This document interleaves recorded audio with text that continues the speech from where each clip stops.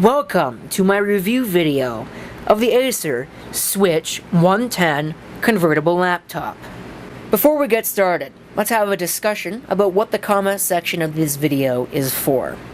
If I miss anything in this video that is worth mentioning, let me know in the comments. Those are acceptable comments. If you have any constructive criticism for me, keyword being constructive, do feel free to let me know in the comments. If you've got any questions regarding the product, I know most things about it, and the things that I don't know I can certainly look up, try and research and figure it out. Let me know in the comments. Ask me. I will help you. A review is an opinion. It is based on facts. The facts are non-disputable. For example, this tablet right here, or I'm sorry, convertible laptop. I'm gonna interchange the two because I think this was sold as a tablet when it was new. I think it's sold as a convertible laptop. Now it's technically a convertible laptop. But a fact is that this system has an Intel Atom, I think it's an X5Z8300 CPU. I may be a little bit off about that. It's been a while since I looked into it. We might look into it here in a minute. Another fact, regardless of what it is a quad-core CPU. It's not hyper-threaded. It is true quad-core.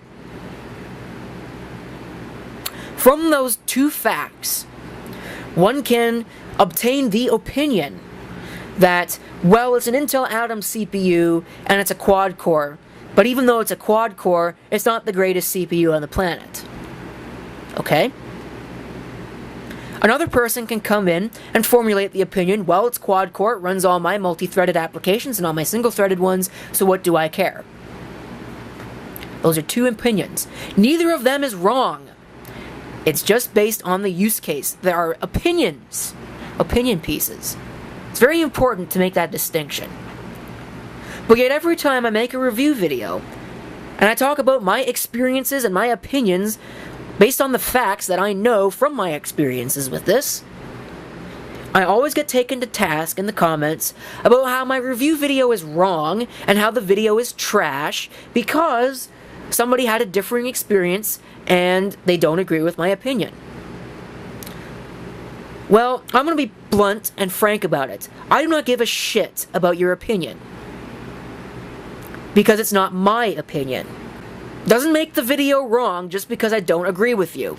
You just had a differing experience than me. And that's fine. That's something that I actively encourage people to point out in the comments. If you have a differing experience, point it out. It just adds to the discussion. But to tell me that my video is trash because I simply don't agree with you isn't really fair. Isn't really useful. Doesn't add to the discussion. So I'm going to delete those comments if I get them, and I'll probably also ban you from posting. So please don't do that. In fact, I'm going to take it even a step further because I know better than this. The comment section on this video is restricted. Everything that posts has to go through me. I will moderate it mercilessly if I have to, because it seems that every time I post a review video I have to. So if you don't agree with that, then don't bother posting. In fact, you might as well just do good to get away from here as fast as you possibly can. Because that is how it's going to work. That's the way it is. Oh, almost forgot. The camcorder that I'm using to record this video and the subsequent video resolution, the audio quality, the video quality, whatever, has got nothing to do with this product itself, and so thus is not an argument point in the comments, and I'll delete those as well. So, now we have groundwork for what I expect in the comments section. Let's lay the groundwork for what you can expect out of this video. First thing is first, I am going to go through an overview of the machine, the software and the hardware, because you should know what you're getting into before you buy something. Just a little sidebar here, I did not before I bought this, and that was a little bit of a mistake. You should really research your stuff before you go and buy something. Don't do as I say, not as I do. Anyway, I'll talk about the positives, the things that I found that were great about this. I'll talk about all the little nitty-gritty negatives, the things that you might find to be a problem. I'll talk about all the things that I found to be a problem. And then last but not least, we're going to have a wrap-up where I say, is this thing worth buying? And who should buy it if that is the case? Let's get started.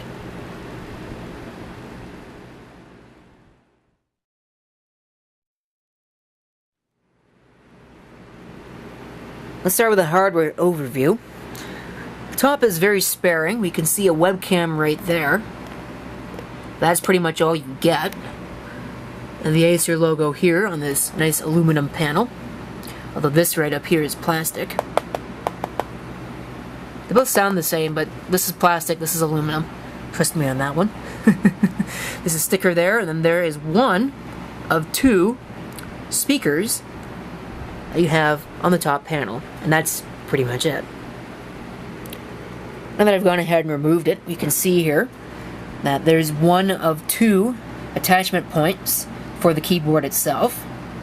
There's the connector that goes to the keyboard.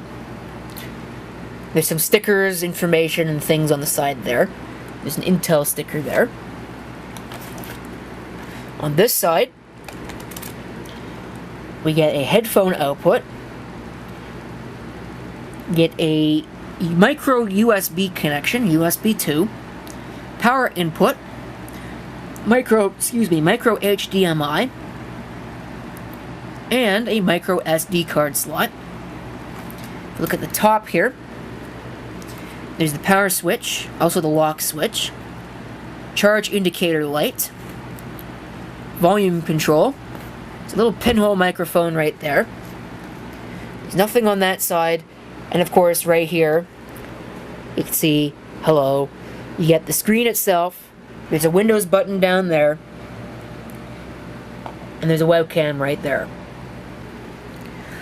On the keyboard itself, and bear no mind to how it looks, we'll talk about that, trust me. The keyboard itself is made entirely out of plastic. You have an integrated trackpad here, with the buttons, of course, integrated. The keyboard itself is a chiclet style. There's not really much to it. It's just a standard real keyboard. Pretty similar to pretty much all Acer keyboards that you get. On the back, the last thing that you have, there's your two attachments. They're magnetic. And there is the connector that attaches to the tablet unit itself. Oh, one more thing. I almost forgot. It has a single full-size USB 2.0 port on the side. Okay, let's power it up. Show you the software stack. Being as though this is a modern computer, it does have the UEFI BIOS. Watch it start up here. I do not know the key combination to get into it. If I do figure it out, I'll post it in the video description, but I don't really care that much.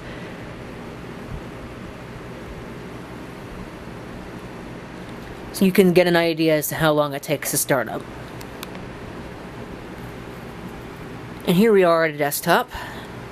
As you might have guessed, this is a full-fledged Windows 10 convertible laptop. There's no Android stuff here. There's no Windows RT. I don't even know if that's still a thing. I think they were thinking about getting rid of that. We can have a look at some of the other hardware specifications. We do have an about screen in this metrofied thing here. I'll just bring up the standard one. We can get some basic hardware specs, assuming the camera will focus on it. I was right, it's an Atom X5Z8300 CPU, 1.44 GHz, 2 GB of memory, 32-bit operating system, although strangely enough it's got a 64-bit processor, so there's really no reason why it could not be running 64-bit. It's running Windows 10 Home. Go into the device manager, we can get something more of an idea as to what we are getting ourselves into here. It uses Intel for the audio. Standard battery stuff, Bluetooth. Kingston. This is the SSD, or sorry, the eMMC storage that it's got. I believe it's 32 GB in size, going by that model number. Intel HD graphics. Everything else is pretty standard. Realtek 802.11n wireless. Again, that's all pretty standard. Actually, I saw something for Realtek in there, so maybe this actually has... I know it does say Intel SST audio. Sorry, I should show it, shouldn't I? Intel SST audio, but it also has an entry for Realtek, so don't know what it is, don't really suppose it matters too much, but take from that what you may. I went in and checked, and yes, we do in fact have about 32 gigabytes of storage. What you see is basically about what you get. I do have some stuff that's stored on it though, so you might get a little bit more than that. As far as the display resolution goes, that'll be the last thing I really point out. This has a 1280 by 800 maximum resolution. It is a touch screen. So I got my touch pen here. You can use your fingers, but I don't really like getting fingerprints all over everything, so I'm not going to. Although it really doesn't matter, as we'll talk about here in a minute. You can use it as a touch screen, and it's pretty accurate. So I brought up a little template thing here. We can draw with it. Works just fine. There's nothing wrong with it. Picks up my crappy handwriting just like it normally looks. And that is pretty much it for the overview of the system unit itself. Let's actually get into some of the nitty-gritty. What's good, what's bad, what's terrible, and what do I think of it after 2 years.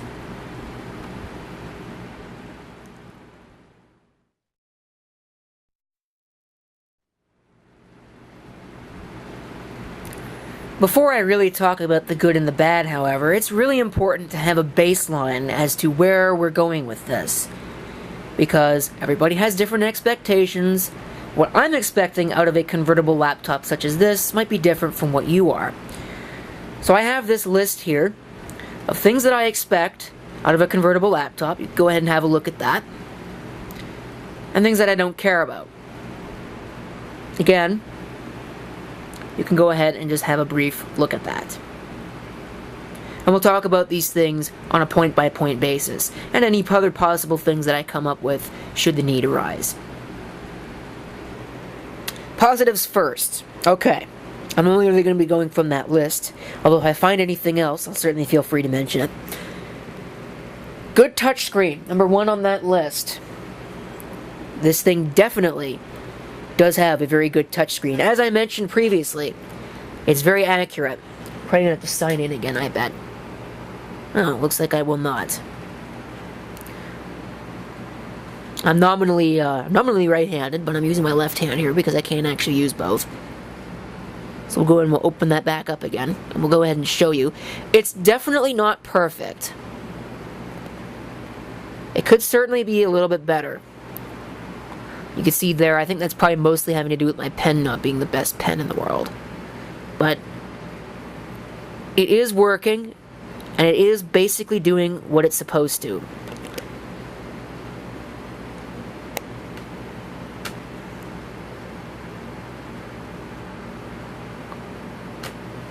You can see there. Like I said, it picks up my crappy handwriting just like it normally looks. Good battery. Well, I haven't plugged this thing in since Thursday, and it's still at 89%. So I would say that this thing actually has a very good battery in it. It will actually last quite a while. It could be better, but when you consider the battery technology that's available, it really isn't that bad. And if you really need it, it has charging through the micro USB port, which is a very, very, very nice feature. I know I said full-size expansion ports, but really the only one that I care the most about is having at least one USB port. Full-size USB port, and this thing definitely has that covered. I mean, it is only on the keyboard, but let's face it, that's really the only use case I'd have for a USB port anyways when I have the keyboard plugged in, so it gets a pass from me on that one as well. Could it be better? Yes, absolutely. It probably could have had a second USB port on the other side. There's really nothing that would have stopped them from doing that. But it's not terrible. Having at least one is more than good enough for me. And the USB ports on laptops are really the only things that I use. Ethernet would have been nice to see, but you don't really need that on a portable system such as this, because if you're porting it around, you don't really want it to be tethered to an Ethernet cable anyway. It just would have been a nice convenience. Other positive things that I can say about this that I don't necessarily care about. If we bring up the task manager, I could always have just used the mouse and the keyboard, but that's alright. It's not set up to do it. But we do have a quad-core CPU. It is a true quad-core as well, as we could see there. 4 cores, 4 logical processors. Focus, there we go. So say what you want about the Intel Atom CPU. At the very least, it does have multi-core covered. And with applications and other software pieces being optimized for multi-core these days, that is a very big plus to have 4 actual CPU cores rather than the hyper-threading hack that Intel likes to use on their CPUs. The other thing that I'm going to mention is that this does have micro SD storage expansion. It's rather limited as to what it can use. It's pretty much just adding an extra drive to the machine, but that is definitely a nice touch and very useful to some people.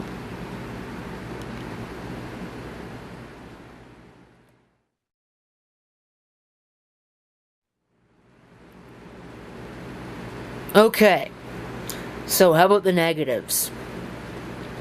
Well, we'll start with the things that I don't necessarily care too much about. First of which is the speakers. Let's go to something where we can demonstrate the sound. So we're going to do 2 things. Number 1, we're going to listen to the speakers on this unit. And then we are going to compare those to these. These are cardboard speakers that don't really sound all that great, but they could be worse. And, you know, I built them, so let's pick this one. So I'm going to just hit play on it. And I'm going to assume it's playing. We'll turn up the speakers.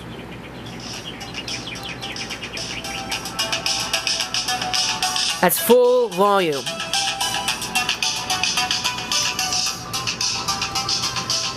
It's going out into the open air now.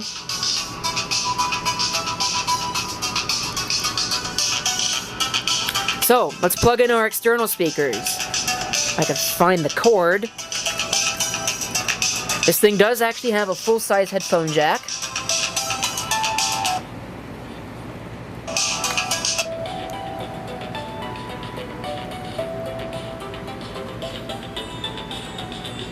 Probably would have been better to use powered speakers.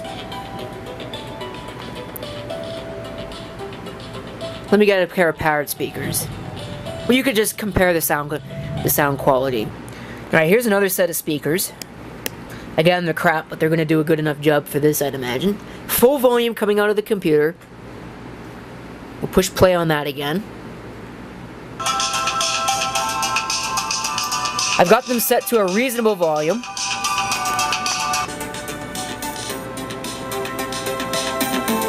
So we'll turn them up.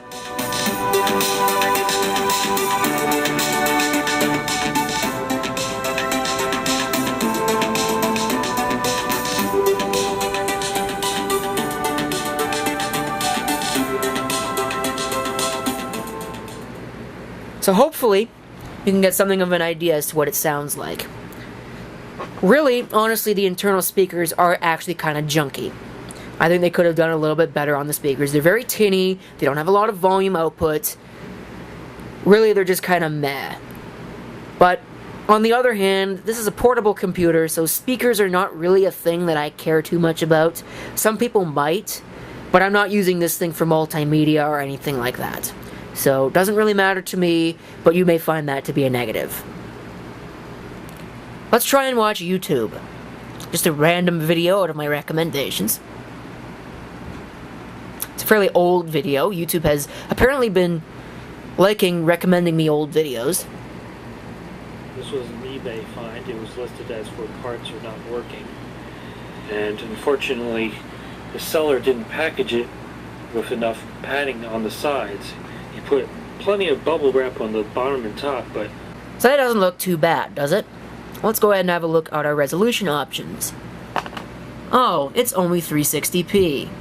Well, since given the number of complaints that I get on my videos, how people want my videos to be in high definition, 60 frames per second all the time, Let's see if we can crank that up. We got 720p 60. High definition, sure, why not? We'll give it a shot. What can it do? The only reference I could find to it is in a document on their website with details on how to upgrade these Tandy 1000 computers to VGA graphics, and they mentioned the 1000 SLE. Let's put it up to full screen. There's absolutely no information about this model online. My best guess is this was a special model sold for the education market.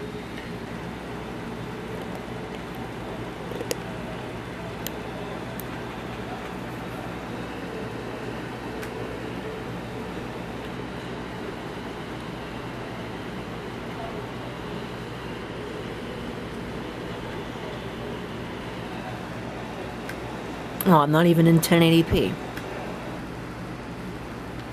Well, let's put it in 1080p.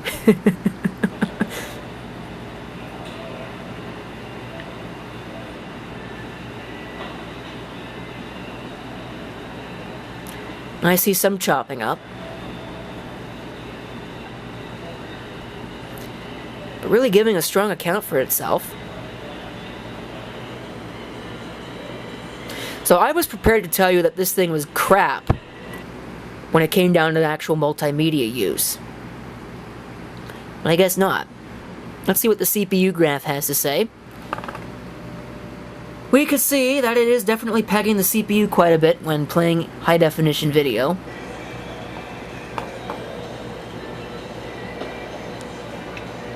Somewhat, at least it was, now it's not. I'd imagine it gets worse when you put it in full screen.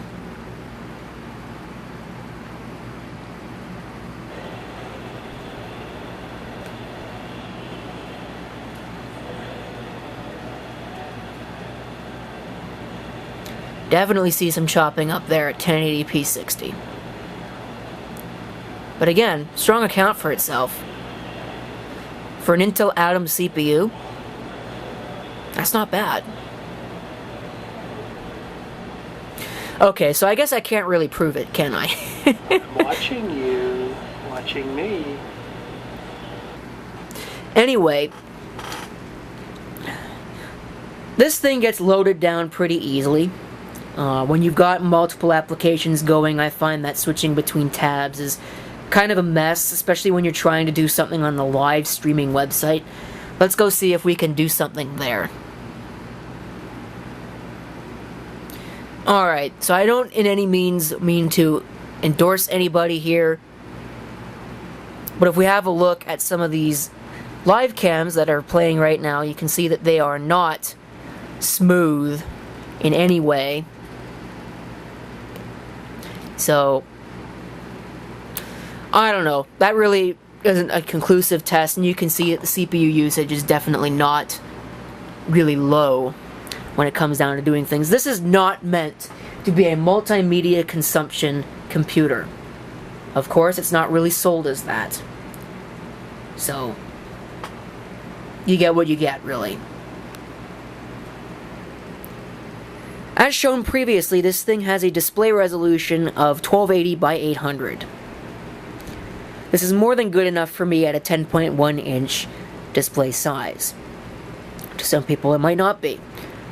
I hear a lot of complaints on videos where I've uploaded of my T500 with its 15-inch display panel, and I complain about it all the time because I think that the 1920 by 1200 resolution that it's got is way over excessive, and I get people taking me to task. Resolution is the only thing that matters. So to some people, maybe only having 1280 by 800 is a problem.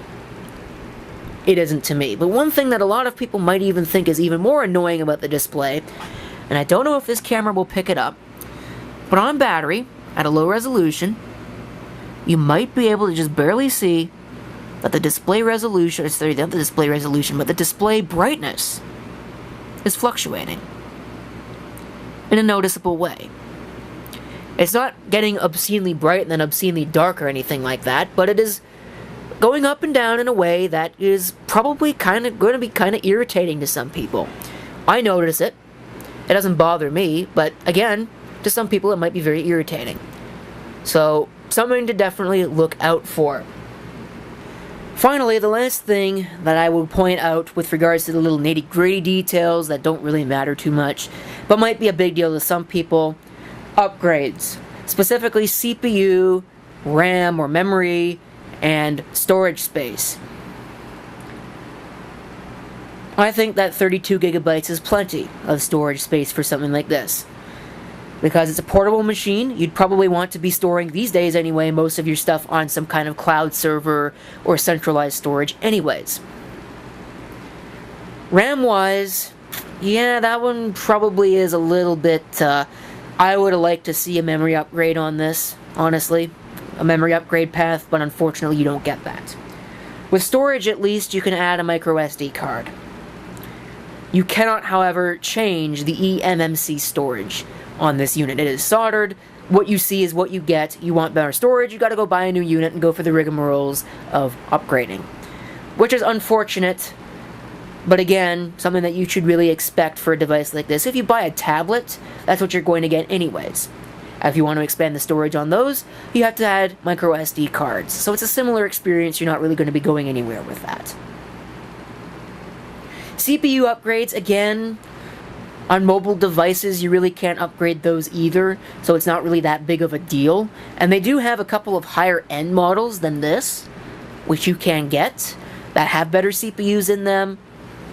Again, it is really what it is. Some people really like upgrading their CPU if it gets outdated or they find a better one. I've admittedly have done that several times with machines, but it's not something that really matters to me.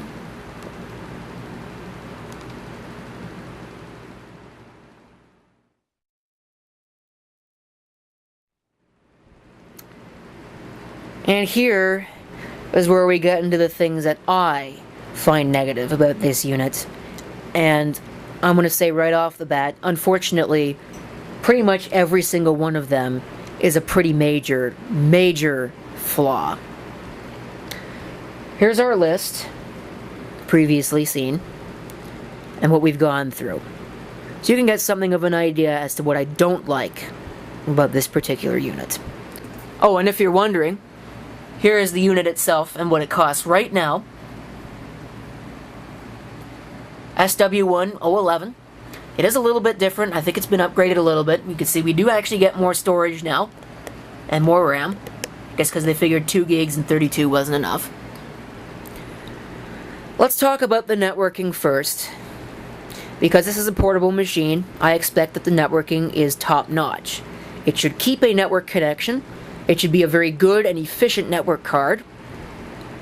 And it should have some conveniences like, for example, it's 2018, we should have access to the 5 gigahertz band that's been around for a while. This thing has this network card installed in it. If we go over here to our wireless networks, we will note one curious omission. There's supposed to be a 5 gigahertz network available here. I don't see it. This thing does not support the 5 gigahertz band. And what's more, is it's very inefficient.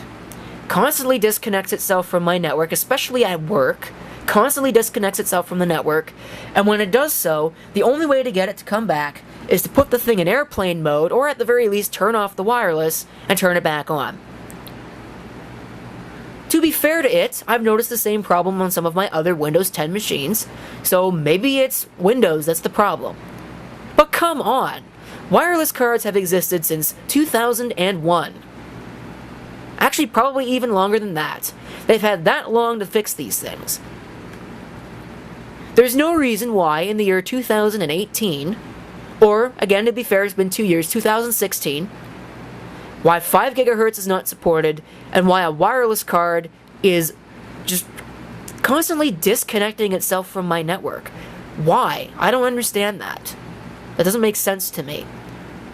I have pretty good coverage. I mean, you can see here, the signal strength is pretty high, and yet it still disconnects itself from my network. I've been at work standing next to a wireless access point, and it still boots me off the network, or picks a wireless access point that's a floor below, and I get very bad connectivity. Why? I don't understand that. Doesn't make sense to me.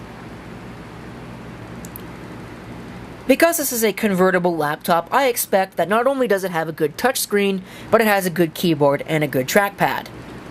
The trackpad is a piece of trash. I'm sorry, there is no other way to point this out. On most computers, with these kinds of annoying abomination trackpads, you can turn off the ridiculous gestures. Not so on this one. So constantly, when I'm moving the thing around, it will decide, oh, you're tapping and holding. It will select things, or it'll move things, or it'll do something like that. I don't want that. When I am tapping on the unit itself, I want the mouse to move around. I do not want to select any of these things. I don't want to double tap. I don't want to scroll. I don't want to do any of that unless I'm actually doing it. So it is inaccurate. And speaking of inaccurate, check this out. I'm right-clicking here, and it's working.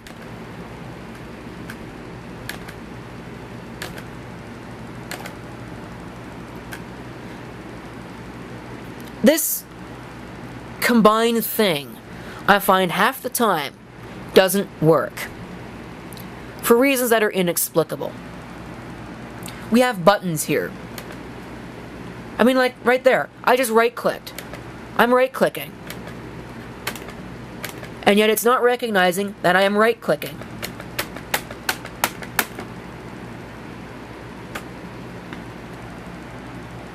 Obscenely broken. These things are insanely useless. There is nothing wrong with having the separate click button, but Apple decided that we need to have it integrated, so now everybody else has to have it. So I can't fault Acer for it, it's Apple's fault, but this could be definitely a whole lot better. This, as it's implemented right now, is less than useless. I should be able to turn off these gestures. I don't like them, I don't want them, why can't I turn them off? That is Acer's fault. They should have had that. That is a very important feature that it doesn't have. The keyboard is absolutely dreadful to type on. These keys are spaced way too closely together. It's a non-standard keyboard layout. I mean, even compared to the ThinkPad, which has a fairly non-standard layout, the ThinkPad has a much better keyboard arrangement than this does. Like these, I've constantly find myself hitting page up instead of left. Or sorry, yeah, that is the left arrow. I constantly find myself hitting the wrong key because these are too small. Now granted, you do have the same problem on the ThinkPad, but at the very least, there is a notch on the down arrow, so I know where it is. Not so with this.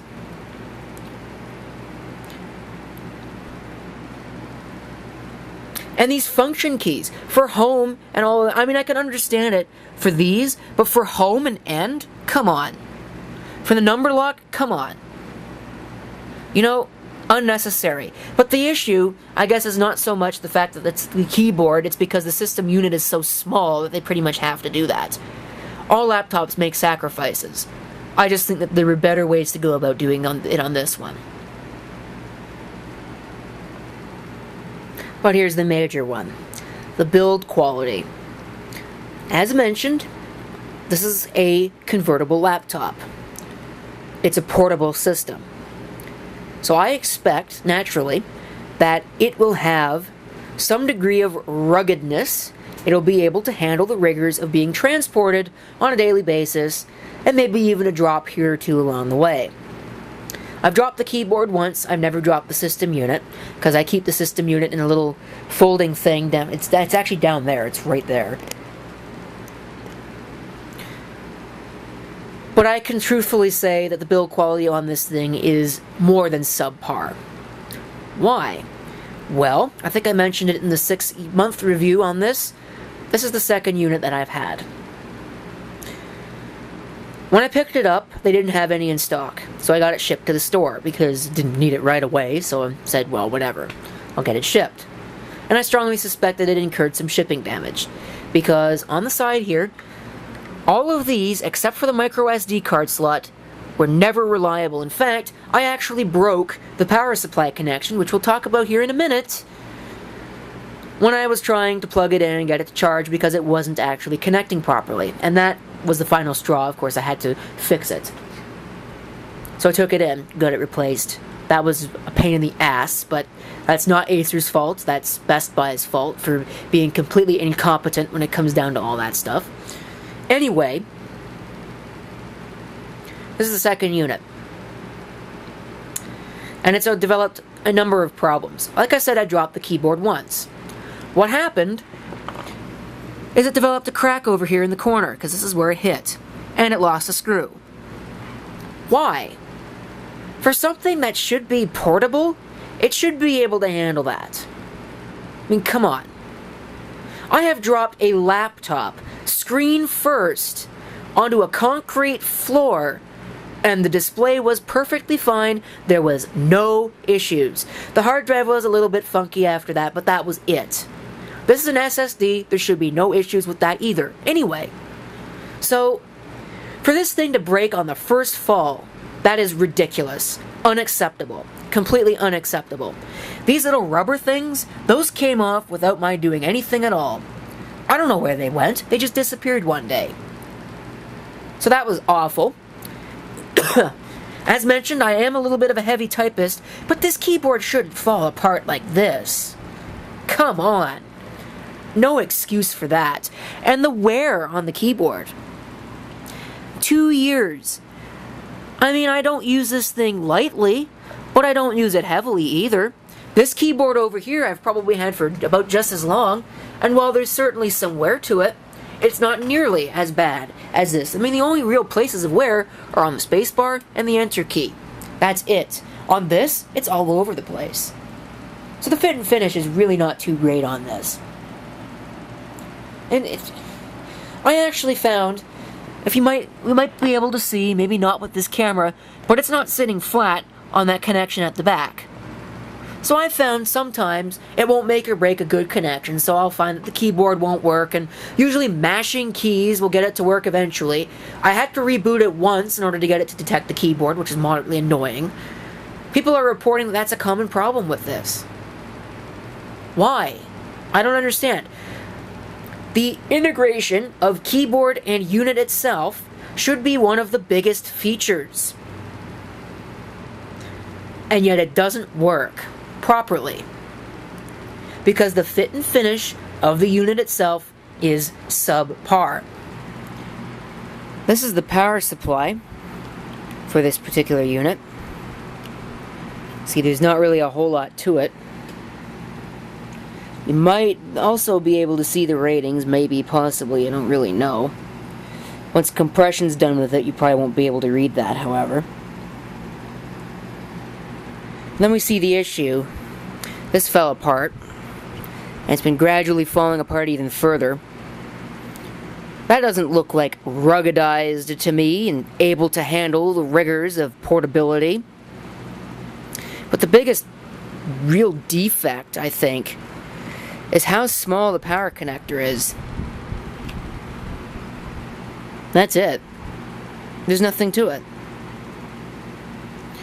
This is going to get broken the first time that somebody looks at it the wrong way. In fact, this one may even be bent. And I've taken really good care of this connector because, I damaged the first one. So I've tried to make sure that I've been very careful with this one, but I guess care really doesn't help, because it's a flimsy design. I treat this thing with respect, or at least I try to treat it with respect. And it's just, this right here, I don't even know how that happened. You can actually see that. I don't know how that happened. Just, the build quality is so bad on this thing that it almost trumps everything else about it. That's just how bad it really is. So, they could have done a lot better on this, frankly. The hinges are okay. Those, at least it doesn't flop around like crazy or anything like that. The magnetic latches are a nice touch, but it doesn't fit together very well. And frankly, for a portable device, it should be able to take more abuse than I've given it without falling apart like this one has.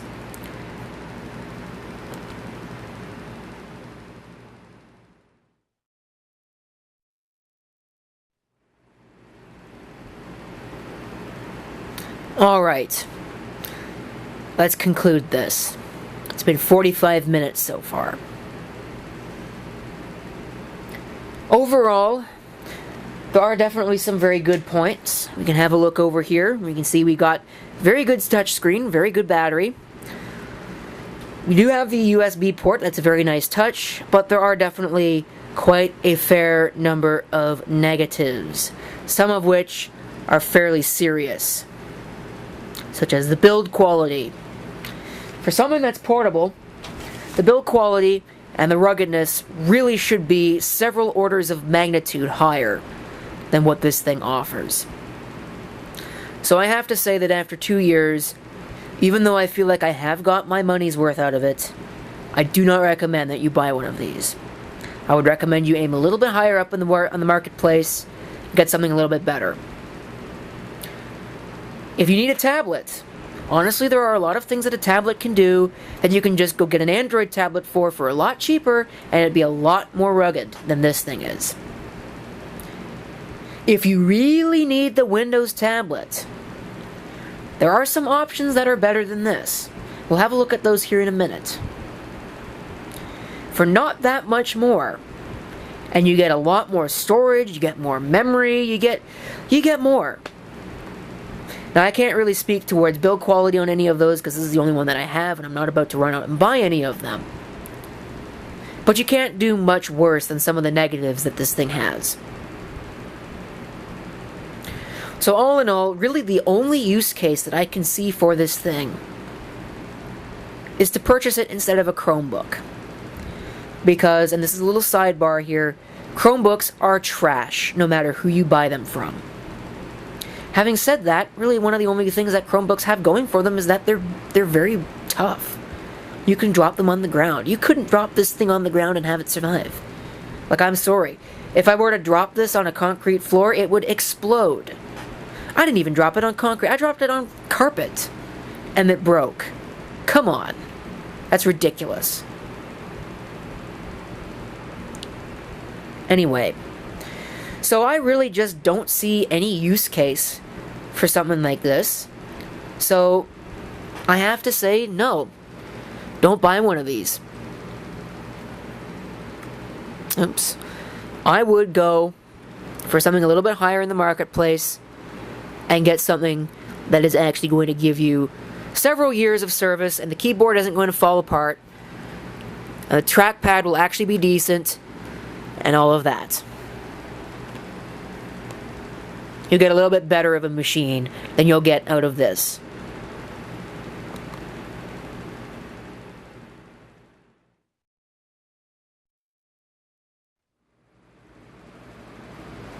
So how about those alternative options? Well, just looking at the Best Buy website, you can see this is the unit that I have.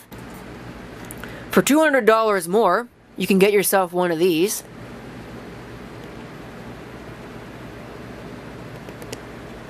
Although, if you have a look at it, you can see that the reviews are not necessarily all that good. You might have a look at those.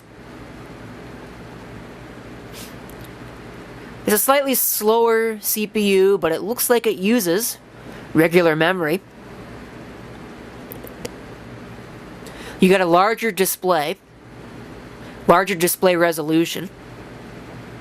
You get 802.11 AC.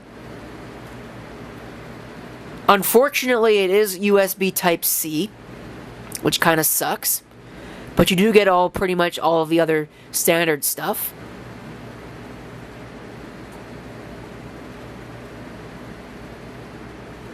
So, well, that's a garbage review, so whatever.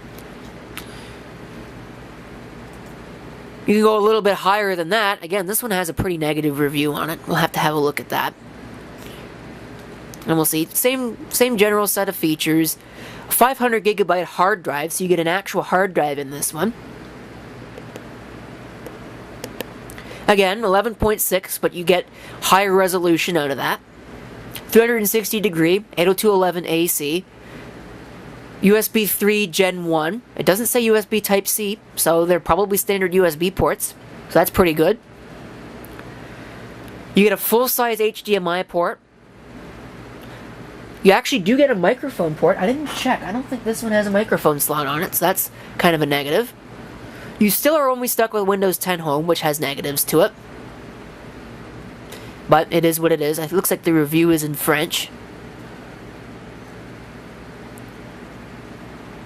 Skype doesn't work, it says. The charger doesn't work, so that's kind of a problem. So, I don't know, you'd have to buy it and figure it out. I'm not really in a rush to buy it. Again, same deal here. A little bit more. This one's got very high reviews. You can see just a general idea. You get a larger display out of the deal. 1920 by 1200, a lot higher resolution. 802.11 BGN, so you don't get AC, but who cares? You get USB 3.0 and a USB 3.1 Type-C. It's 2-in-1. 8 hours on a single charge, that's not bad. Fairly decent cameras. Again, very good reviews. So that would be a very good option. If you don't necessarily need the convertible laptop aspect, you can go for a tablet. Unfortunately, really the only options you get are the Microsoft Surface Go, which is a little on the expensive side for what you get. But it's not too bad. Pretty high resolution, a faster CPU, more storage space. Doesn't really say much about the wireless, so I'd be a little bit suspect about that. SDXC 3.5 headset, it's pretty decent. Decent cameras. I think it might actually be a Windows Surface RT device. That's what they used to call them. So again, I'd be a little suspect about that. There is one fairly negative review here, but it just says that somebody couldn't find necessary information about it, so who cares? You give it a shot. You can go a little bit higher up. You can get 128 gigabytes of storage if you really want to. And then Android-wise, for Android tablets, you can go a lot cheaper, and I'm not really going to pinpoint one in particular. You can just go ahead and browse these if you so desire. We'll just have a look at the first page, and you can see what you get for what you pay, assuming you can read it. But again, these are fairly decent. If all you need is a tablet, just go buy one of these. It'll do everything that you need. Because Microsoft has applications for Android, for Word and all that stuff. They have them, so it's not that big of a deal. Storage space-wise, you're not really going to be getting much with an Android tablet, but it's expandable. So, at least I'd assume it's expandable. Most of these are probably expandable. So, you can get better than this. So, there you go. I can't recommend that you buy one of these.